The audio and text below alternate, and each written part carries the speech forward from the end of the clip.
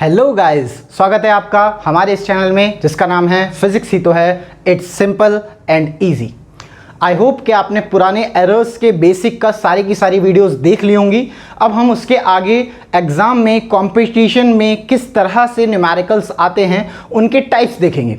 एक एक करके मैं आपको सारे टाइप्स ऑफ न्यूमेरिकल कराऊंगा, 4 न्यूमेरिकल 5 न्यूमेरिकल सारे टाइप्स कराऊंगा। उन टाइप्स को अच्छे से समझेंगे, फिर आपको इस चीज़ को फील करना है कि आखिरकार जो एरर्स में आपने पढ़ा है उसे न्यूमेरिकल्स में अप्लाई कैसे करें। चलिए बेसिक से आसान वाले से शुरू होंगे और थोड़ा धीरे धीरे टफ लेवल तक जाएंगे। आपके सामने एक क्वेश्चन आ रहा होगा, यहाँ पे पॉज करिए, क्वेश्चन पढ़िए। हो गया? तो आपने क्वेश्चन ये पढ़ा है कि सर एक क्यूबॉइड है जिसके अंदर लेंथ दे रखी है, ब्रेड्थ दे रखी है और हाइट दे रखी है। लेंथ, ब्रेड्थ और हाइट आपके सामने मैंने यहाँ पे लिखी हुई है। लेंथ, ब्रेड्थ, हाइट में आपने ऑब्जर्व किया कि सर यहाँ पे एरर की फॉर्म लिखी हुई है। देखिए प्लस माइनस के बाद अगर कुछ भी लिखा है इसका मतलब एरर की फॉर्म लिखी है। वो ये पूछ रहा है कि बताओ जब लेंथ, ब्रेड्थ और हाइट क्यूबॉइड का इस्तेमाल करके आप वॉल्यूम बनाओगे तो क्या वॉल्यूम लिखोगे? हाँ। क्या वॉल्यूम भी एक ओरिजिनल ट्रू वैल्यू और प्लस माइनस एरर की फॉर्म में लिखना पड़ेगा आपको? यस। ध्यान देना, अगर वो वॉल्यूम पूछ रहा है तो अब आपका 8th क्लास तो चल नहीं रही कि सिंपल इसको मल्टीप्लाई करके वॉल्यूम पूछ रहा होगा। अब वो आपसे वॉल्यूम भी एरर की फॉर्म में पूछना चाहता है, पहली बात। दूसरी बात, तो अब आपको अगर वॉल्यूम निकालनी है तो सर उसकी ट्रू वैल्यू भी निकालनी पड़ेगी और उसके अंदर एरर भी निकालनी पड़ेगी। दोनों चीज़ निकालनी पड़ेंगी। कैसे निकालेंगे ज़रा देखते हैं। वो ये कह रहा है कि अगर आपको वॉल्यूम निकालनी है तो आपको वॉल्यूम का फॉर्मूला पता है। यहाँ से सॉल्यूशन शुरू करते हैं। सर आपको वॉल्यूम का फॉर्मूला पता है। वॉल्यूम का फॉर्मूला होता है length into breadth into height. Length into breadth into height, आपको ये फॉर्मूला पता है। चलिए आगे देखें। सर लेंथ, ब्रेड्थ, हाइट, देखें सर ये हाइट है, ये ब्रेड्थ है, ये लेंथ है, मल्टीप्लाई कर दें। हाँ, ध्यान देना, ये ओरिजिनल वैल्यूज़ हैं, इनकी मल्टीप्लाई कर दें। कितना आएगा सर? 10 5 50, 65 300 centimetre square. सेंटीमीटर में है ना सब। सर ध्यान दो, ये ट्रू वैल्यूज़ की मल्टीप्लाई करके वैल्यू आई है, लेकिन ये एरर नहीं आई। ये एरर्स का क्या करें? तो याद करो, मैंने आपको एरर्स के टॉपिक में सिखाया है कि जब भी वैल्यूज़ मल्टीप्लाई हो रही होती हैं या डिवाइड हो रही होती हैं, कोई फ़र्क नहीं पड़ता, एरर्स हमेशा, गोल्डन रूल याद है ना, एरर्स हमेशा ऐड होती हैं।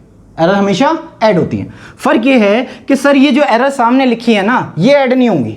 पहले रिलेटिव एरर निकालो फिर उन्हें ऐड करो। पहले रिलेटिव एरर निकालो फिर उन्हें ऐड करो। चलिए देखें। सर देखिए रिलेटिव एरर हाइट की कितनी होगी, यहाँ निकाल लेते हैं। सर रिलेटिव एरर हाइट की होगी 0.1/6। हाँ, प्लस ये रिलेटिव एरर हो गई। ऐड करो, ऐड किसके साथ? अगले वाले की। अगली वाली की भी रिलेटिव एरर। इसकी रिलेटिव एरर निकालेंगे क्या? 0.1/10। अगली वाली की भी रिलेटिव एरर निकालेंगे क्या? 0.1/5। बताओ नहीं आया क्या? आ गया। इज इक्वल टू, सर ये सबका relative error is equal to होगा किसके? जो वॉल्यूम है, यानी कि जो मल्टीप्लाई करके ला रहे हो उसके भी रिलेटिव एरर के। ध्यान देना, सबका रिलेटिव एरर ऐड करके जो इक्वल आएगा वो वॉल्यूम के इक्वल नहीं आएगा, वॉल्यूम के एरर के भी इक्वल नहीं आएगा, वॉल्यूम के रिलेटिव एरर के इक्वल आएगा। आया कि नहीं आया समझ? आ गया होगा। देखो आगे। सर यहाँ पे मुझे एलसीएम लेना पड़ेगा। अगर मैं पॉइंट उड़ा देता हूँ यहीं से तो क्या है? 0 बन जाता है। सॉल्व कर रहा हूँ, मुझे पता आपको आता होगा। मेरे को निकालना है डेल वी, मुझे रिलेटिव एरर नहीं निकालना, मुझे डेल वी यानी कि एरर ऑफ वॉल्यूम निकालना है। लेकिन ये क्या है? Original volume. ओरिजिनल वॉल्यूम की वैल्यू तो मैं निकाल चुका हूँ। चलिए अप्लाई करें। Sir del V upon 300 is equal to 1/60 plus 1/100 plus 1/50। क्या मैं यहाँ से 0 उड़ा दूँ? हाँ। क्या बेटा एलसीएम लिया जाएगा तो क्या यहाँ पे 30 एलसीएम आ रहा है? 6 5 ज़ा 10 3 ज़ा 5 6 ज़ा, क्या ये 14/30 आ रहा है? क्या यहाँ पे क्या बचा है? Sir del V over 30। क्या आपको दिख रहा होगा कि सर 30 से 30 उड़ा दो? आंसर क्या आया? Sir del V is equal to 14। Del V is equal to 14, यानी कि एरर इन वॉल्यूम कितना आ रहा है बेटा? 14। लिखा कैसे जाएगा? लिखा ऐसे जाएगा। सर देखो, अगर आपको अब वैल्यू बतानी है या आंसर बताना है वॉल्यूम का, आंसर क्या लिखा होगा? जो आपकी कंपटीशन के 4 ऑप्शंस होंगे उनमें कौन सा आंसर चेक करोगे तो आपको आंसर ऐसे मिलेगा। सर पहले तो ट्रू वैल्यू देखो क्या है, ये रही 300, फिर प्लस माइनस रखो। सर प्लस माइनस का मतलब एरर, और एरर की वैल्यू कितनी आई है? 14 सेंटीमीटर क्यूब। वॉल्यूम क्यूब में आएगी ना बच्चे? सॉरी मैंने यहाँ स्क्वायर बोल दिया था बेटा, यहाँ पे भी क्यूब। वॉल्यूम निकाल रहे हैं ना, कोई दिक्कत? कोई दिक्कत है तो बताओ, कोई प्रॉब्लम नहीं है ना किसी को? नोट इट डाउन, फिर आगे बढ़ते हैं। ओके गाइस, आपको वो वाला क्वेश्चन समझ में आ गया होगा। अब हम सेकंड क्वेश्चन की तरफ चलते हैं। सेकंड क्वेश्चन आपके सामने लिखा हुआ है, देखिए आप क्वेश्चन पढ़िए, पहले क्वेश्चन पढ़िए अच्छे से, पॉज करिए, ट्राई करिए खुद, फिर करिएगा। हो गया होगा, आपने क्वेश्चन समझ लिया होगा अच्छी तरह। देखिए क्वेश्चन में इस तरीके से कह रहा है कि एक स्फीयर है और इसके एक स्फीयर का डेंसिटी दे रखी है और उसका मास दे रखा है। अगर एक स्फीयर की डेंसिटी और मास गिवन है तो वो पूछ रहा है बताओ वॉल्यूम क्या होगा एरर के अंदर, क्योंकि डेंसिटी भी एरर में दे रखी है, मास भी एरर में दे रखा है, आपको सामने गिवन है, आपके सामने गिवन है, कोई प्रॉब्लम नहीं। देखिए कैसे हुआ सर, सॉल्यूशन निकालने के लिए मुझे पता है कि density is equal to mass upon volume होता है, density is equal to mass upon volume होता है, जानता हूँ। देखिए क्या मुझे वॉल्यूम निकालना है तो बेटा वॉल्यूम इधर आ जाएगा, डेंसिटी इधर आ जाएगी, तो क्या मैं ऐसे कहूँ sir volume is equal to mass upon density? आप कहोगे ठीक है सर, ठीक है सर, तो ठीक है सर, तो बस वैल्यू तो रखनी है, अब करना क्या है? देखो याद करो सर, वॉल्यूम यानी कि ओरिजिनल वैल्यू निकालने के लिए मुझे दो चीज़ों की ज़रूरत है, एक ट्रू वैल्यू की और एक एरर की। एरर बाद में देखेंगे, पहले ट्रू वैल्यू तो निकालें। ट्रू वैल्यू कैसे निकलेगी, इधर करते हैं। ट्रू वैल्यू कैसे निकलेगी sir? Volume is equal to mass, mass कितना है ट्रू वैल्यू में? ट्रू वैल्यू में मास कितना है 12.4 अपॉन ट्रू वैल्यू में डेंसिटी, ट्रू वैल्यू में डेंसिटी कितनी है 4.6। कैलकुलेट करो, पॉइंट से पॉइंट उड़ाओ, काटो, जब आप इसे काटोगे तो जो आंसर है बेटा वॉल्यूम का 2.7 आएगा, 2.7 मीटर क्यूब। काट के देखो ये आएगा। ओके अब इसके बाद सर ये तो हम भी कर लेते, मैंने क्या बताया, सही बात है, वॉल्यूम निकालनी है, कौन से बच्चों वाला खेल है, तो 8th क्लास में सीख लिया था। आगे देखते हैं, कोई बात नहीं। सर अगर कोई वैल्यू डिवाइड हो रही है और एरर उसकी निकालनी है तो मैंने क्या बताया था, गोल्डन रूल, एरर्स हमेशा ऐड होती हैं, चाहे मल्टीप्लाई हो रहा हूँ कोई फर्क नहीं पड़ता, डिवाइड हो रहा हूँ कोई फर्क नहीं पड़ता, एक ही रूल, सारे न्यूमेरिकल्स हो जाते हैं एक ही रूल से, क्या एरर्स हमेशा ऐड होती हैं। अगर एरर्स हमेशा ऐड होती हैं तो इसकी रिलेटिव एरर निकालो सर, डेल वी यानी कि error in V upon true value, तभी तो निकलेगी वॉल्यूम की रिलेटिव एरर। हाँ sir, error divided by the true value, तभी रिलेटिव एरर निकलेगी वॉल्यूम की, इज इक्वल टू मास के अंदर रिलेटिव एरर कितनी है 0.1 अपॉन में 12.4 plus Q sir, plus Q, errors हमेशा ऐड होती हैं। कौन सी एरर्स? Relative error. और किसी को ये नहीं पता रिलेटिव एरर कैसे निकालते हैं तो प्लेलिस्ट में जाइए, एरर्स का टॉपिक देखिए, फर्स्ट पार्ट सेकंड पार्ट आ जाएगा समझ में। देखिए सर इस वाली की रिलेटिव एरर, देखिए सर इस वाली की रिलेटिव एरर होगी 0.2 अपॉन में 4.6। एलसीएम लेंगे, पॉइंट से पॉइंट उड़ाएंगे, v की वैल्यू रख देंगे, del v is equal to 2.7 is equal to 0.1 12.4 plus 0.2 upon 4.6। इसका एलसीएम लेंगे, पॉइंट से पॉइंट उड़ाएंगे, सॉल्व करेंगे, इसका इधर मल्टीप्लाई करेंगे, तो बेटा जो डेल वी की वैल्यू है वो आ रही है 0.14। कैलकुलेट करिए, मैं यहाँ कैलकुलेशन करके दिखाऊंगा तो आपका और मेरा दोनों का टाइम वेस्ट होगा। कैलकुलेट करना तो आता है ना, एलसीएम लेना तो आता है, मल्टीप्लाई करना तो आता है। तो जैसे हम यहाँ पे कैलकुलेट करेंगे, इसे इधर मल्टीप्लाई करेंगे तो जो डेल वी की वैल्यू आएगी वो आएगी 0.14। तो फाइनल आंसर, अभी आपने पहले भी देखा था, फाइनल आंसर कैसे लिखा जाएगा सर? फाइनल आंसर देखो ऐसे लिखा जाएगा, मैं इस साइड मेंशन कर दे रहा हूँ बेटा। सर फाइनल आंसर देखिए ऐसे लिखा जाएगा sir, v is equal to, true value क्या है वॉल्यूम की, क्या 2.7 प्लस माइनस एरर की वैल्यू क्या 0.14। आंसर देखिए, एक कल जो वॉल्यूम वाला था पिछले वाला, उसमें मल्टीप्लाई करके कैसे ऐड होती है सिखा दिया। ये डिवाइड वाला था, डिवाइड में भी रिलेटिव एरर ऐड ही होती है ट्रू वैल्यू पे, तो वही करो जो बचपन से सीखते आए हो, पर एरर्स में हमेशा ऐड करो। कैसे ऐड करो? रिलेटिव एरर निकाल के। याद रखना मल्टीप्लिकेशन में और डिवाइड में रिलेटिव एरर ऐड होती हैं, सब्ट्रैक्शन में एंड एडिशन में सिंपल एरर ऐड होती हैं। समझ में आया? देखिए कुछ समझ में नहीं आया तो रिपीट करो, बाकी भी समझ में ना आए तो कमेंट करो, मैं दूसरा इसी तरह का क्वेश्चंस कराऊंगा, note it down. Okay guys, तो सेकंड क्वेश्चन आपको समझ में आ गया होगा आई थिंक। अब एक थर्ड क्वेश्चन, थोड़ा सा परसेंटेज एरर की तरफ चलते हैं, क्योंकि अब हम रिलेटिव एरर पढ़ रहे थे, परसेंटेज एरर वाले भी क्वेश्चन करते हैं एक और बार। बेटा परसेंटेज एरर और रिलेटिव एरर कोई ज़्यादा फर्क नहीं होता। अगर मैं रिलेटिव एरर निकालता हूं तो मान लो x की रिलेटिव एरर निकाल रहा हूं तो एरर इन x अपॉन में ओरिजिनल वैल्यू ट्रू वैल्यू, और इनटू अगर मैं 100 कर देता हूं तो बेटा यही एरर परसेंटेज होती है। अच्छी तरह से देख ले एक बार, सर अगर मुझे बताना है कि एरर परसेंटेज कितनी है तो आप रिलेटिव एरर निकालो, जैसे पहले निकाल रहे थे, 100 से मल्टीप्लाई कर दो, परसेंटेज आ जाती है। कुल मिला के अगर परसेंटेज एरर का क्वेश्चन है या रिलेटिव एरर का क्वेश्चन है तो बेटा सेम सेम समझो उसे, सेम सेम ही है, ठीक है। अब आपके सामने क्वेश्चन है, आप क्वेश्चन को अच्छी तरह से पढ़ें, क्वेश्चन को समझें वो कहना क्या चाह रहा है, उसके बाद मैं आपको समझाता हूँ कि क्या है। पॉज करो। ओके, तो हो गया होगा, पॉज करके आपने क्वेश्चन पढ़ लिया होगा।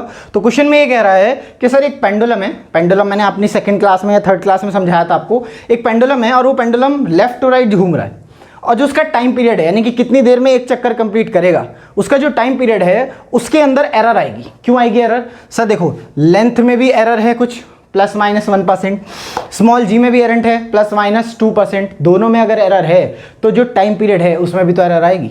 ऐसा क्यों? इसे सॉल्व करने के लिए आपको टाइम पीरियड का फॉर्मूला पता होना चाहिए। बेटा टाइम पीरियड का फॉर्मूला क्या होता है? हमारी टीचर ने बताया था 2t 4 पाई लोटा बटे ग्लास।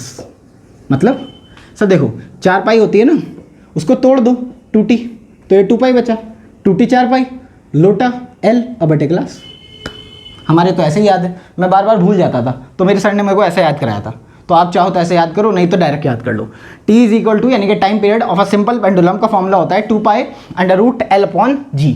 देखिए सर अगर मुझे इस t के अंदर रिलेटिव एरर निकालना, परसेंटेज को छोड़ो, अगर मुझे इस t के अंदर रिलेटिव एरर निकालना है, रिलेटिव एरर, तो क्या करेंगे? देखें सर, रिलेटिव एरर हो जाएगा इसके अंदर कितना एरर है divided by the original value is equal to sir 2 pi तो कांस्टेंट है, और जो कांस्टेंट है वो तो फिक्स है, फिक्स के अंदर एरर कहाँ से आया? फिक्स के अंदर एरर नहीं होता। चलिए आगे बढ़े। इसके अंदर एरर देखें, ध्यान से समझना बेटा, कि कुछ ऐसे लिखा है L की पावर 1/2 अपॉन में G की पावर 1/2, क्या कुछ ऐसे लिखा है? आप कहोगे हाँ। बेटा ध्यान से समझो, ये वाला स्टेप आपको उतारना नहीं है, ये वाला स्टेप मैंने सिर्फ आपका कॉन्सेप्ट समझाने के लिए बताया। क्या ये ऐसे लिखा हुआ है? आप कहोगे हाँ। तो सर ये रिलेटिव एरर इसके इक्वल थोड़ी है, मैं तो आपको सिर्फ ये समझा रहा हूँ कि इसको अगर मैं सही में देखूँ तो ये ऐसे भी दिख रहा है। आप कहोगे ठीक है सर। आगे बढ़ते हैं। क्या L की पावर 1/2 है? हाँ। क्या मैंने आपको सिखाया था कल वाले लेक्चर में कि अगर कोई भी यूनिट है और उसकी जो पावर है वो गिवन है तो उसके अंदर रिलेटिव एरर कैसे निकालते हैं? कहने का मतलब याद दिला देता हूँ हल्का सा, क्योंकि मुझे पता है कितना याद होगा। अगर a की पावर स्क्वायर है और आपको इसका रिलेटिव एरर निकालना है a स्क्वायर का, तो क्या करेंगे कि सर इसका रिलेटिव एरर होगा, कितना एरर है a में, अपॉन में ओरिजिनल वैल्यू a, लेकिन क्योंकि पावर 2 है तो उसे 2 से मल्टीप्लाई और कर दो। अच्छा, इसका लॉजिक भी बताया था मैंने कल, ये शॉर्टकट था ना, इसका लॉजिक भी बताया था कि सर अगर किसी की भी पावर कोई भी हो, मान लो n है, तो रिलेटिव एरर निकाल के n से मल्टीप्लाई कर दूं। क्यों? क्योंकि सर ये a स्क्वायर का मतलब है a इंटू ए, तो क्या del A upon A plus del A upon ए, तो सीधा ना 2 इंटू डेल ए अपॉन ए लिखूँ।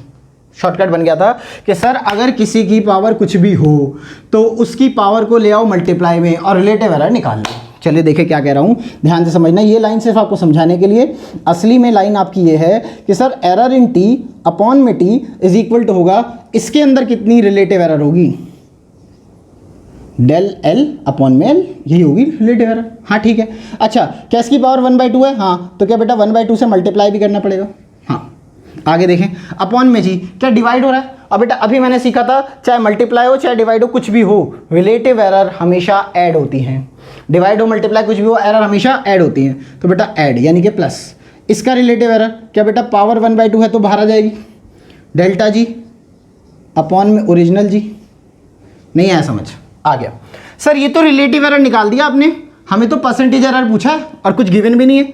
परसेंटेज एरर गिवन है, बाकी कुछ भी गिवन नहीं है। कोई बड़ी बात नहीं है, आप समझ चुके हो। देखो 2 मिनट में होगा अभी क्वेश्चन, अभी तो मैं समझा रहा हूँ इसलिए टाइम भी लग रहा है। आप 40 सेकंड्स में क्वेश्चन करोगे, 40 सेकंड्स में। चलिए देखें बेटा, यहाँ पे जब आपको सब चीज़ दिख रही हैं, क्या मैं इसे 100 से मल्टीप्लाई इधर और 100 से इधर मल्टीप्लाई नहीं कर सकता? मन में सोचो, मन में ऐसे सोचो, अगर मैंने यहाँ पे लिखा है x इज इक्वल टू 2, क्या मैं इधर भी 2 की मल्टीप्लाई और इधर भी 2 की मल्टीप्लाई अपनी मन से कर सकता हूँ? आप कहोगे हाँ सर 2 से 2 कट जाएगा, x इज इक्वल टू पहले भी था, x इज इक्वल टू अभी भी है, कट जाएगा। तो बेटा यही चीज़ करना चाह रहा हूँ। देखो क्या करना चाह रहा हूँ, मैं कह रहा हूँ इसके पूरे पे 100 से इधर भी मल्टीप्लाई और 100 से इधर भी मल्टीप्लाई कर दो। जब आप इधर 100 से मल्टीप्लाई करोगे बन जाएगा del T over T into 100 is equal to 1/2 del L upon L into 100, यानी कि ऐसा हो जाएगा सर ये 1/2 del L over L into 100। Sir जब इधर 100 से मल्टीप्लाई होगा तो इसमें भी होगा, इसमें भी होगा, है ना, इतना तो पता है ना। प्लस यहाँ लिखने की जगह नहीं है, यहाँ लिख देता हूँ, प्लस 1/2 डेल जी ओवर जी इंटू 100। पता आया कि नहीं आया समझ? अगर आ गया तो आप देख रहे होंगे, ध्यान से समझना, sir del T over T into 100, क्या यही परसेंटेज एरर होता है? हाँ देखो, ये तो निकालना था टाइम पीरियड में परसेंटेज एरर, तो देखो क्या del T over T into 100 यही तो होता है रिलेटिव एरर में 100 का मल्टीप्लाई, यही तो होता है एरर परसेंटेज।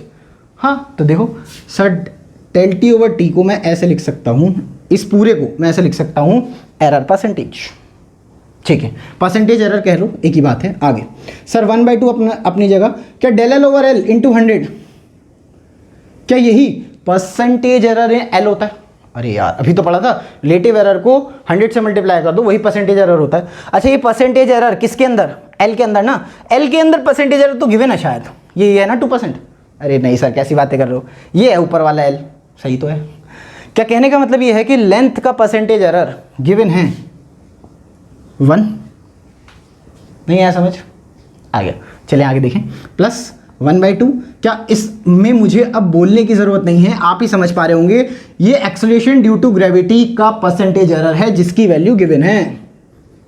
लिख देते हैं, सॉल्व करते हैं, 2 से 2 गया, ये 1/2, ये 1 है सर, ये है, ये 1/2 है, प्लस ये 1 है, तो क्या ये 3/2 हो जाएगा? एलसीएम लेंगे तो वैसे भी दिख ही रहा है सर, 1 + आधा क्या 1.5 होता है, तो सर ये हो जाएगा 3/2, या फिर ऐसे कर दो 1.5% आंसर।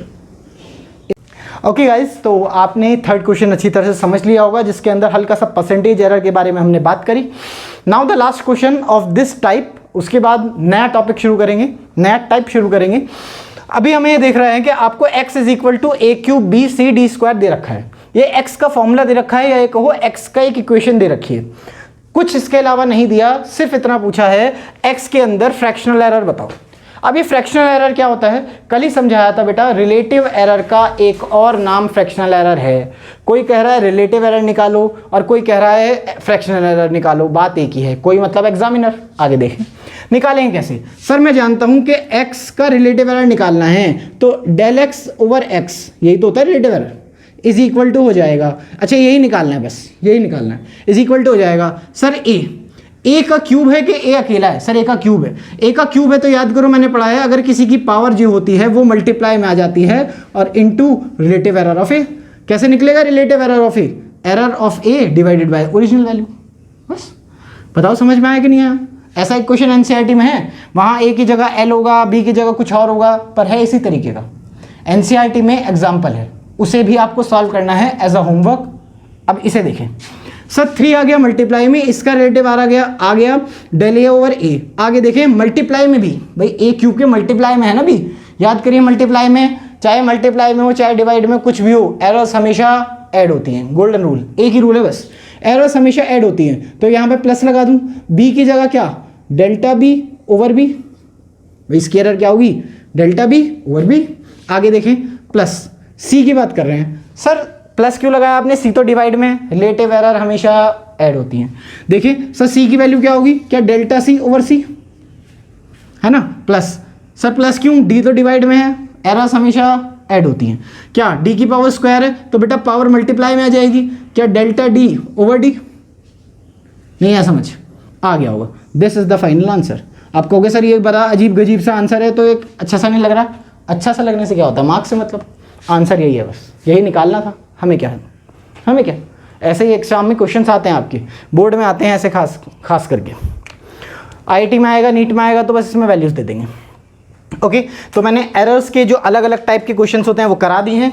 आपके बुक्स में या आपके टीचर ने कोई ऐसा क्वेश्चन कराया हो जो आपको समझ में नहीं आ रहा हो, तो आप मुझे कमेंट्स में लिख दीजिएगा, कमेंट्स में फोटो भेज दीजिएगा, मैं आपको वो भी प्रैक्टिस करा दूंगा। अभी आप जो भी आपके पास एनसीईआरटी बुक है या जो भी है उससे प्रैक्टिस करिए, आई थिंक समझ में आया होगा। बस अब आपका प्यार चाहिए, लाइक करिए, सब्सक्राइब करिए, शेयर करिए, let us grow together. Okay तब तक के लिए जय हिंद, गुड।